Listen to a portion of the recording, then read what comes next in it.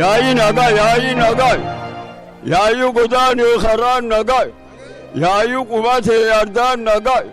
Warri nagai. Warra ullan nagai. Ullari nagai. Rira dedi nagai. Daime nagai. Daim tun nagai. Elelle nagai. Elem tun nagai. Elmagadin nagai. Tesaule nagai. Dirre nagai. Dirri liban nagai. Liban gulbadidi nagai. Badda sade nagai. Tulan salan nagai. Ladu shanan nagai. Ariru goro nagai. Goro ya nagai. Yai nagai. Rabi nagai. Yubi nagai. Khusi nagai. Khusuko se nagai. Gusborana sa bogoni nagai. War mata gafarsa mata boranu hinna nagai. War burburyo da guracha udum boranu hinna nagai. Libalatun nagai. Lati sana maju filagai. Hirmaye nagai. Ijolle hirmano tilamile nagai.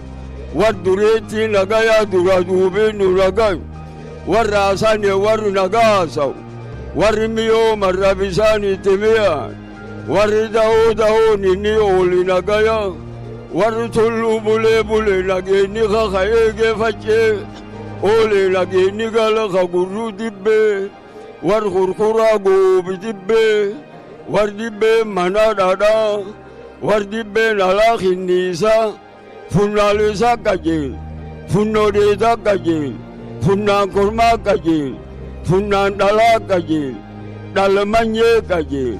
Gana mirga kajil. Gantul ilma kajil.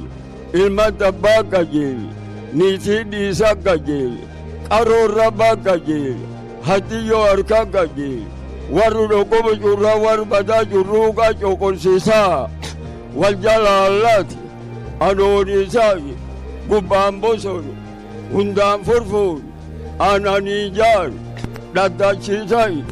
Bayidagag. Gubandaran. Jalan kosai. Ganamandug. Galgali ratukot. Malkamu jujis.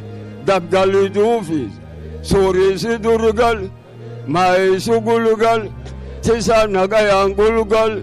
Horororum bobas. Horaragayangal. Horindarubay. Hortubadagut. Ilmatafogut. Gudantu haragut. Ubatu wardagut. Ako gudis. Ababobad. Gadalulu kharubad. Hambisi say. Galari say. Gurbal Abu Devi. Tulunam durta gamamulat ufibuli de banutam bulfan lagi ae. Mechizet.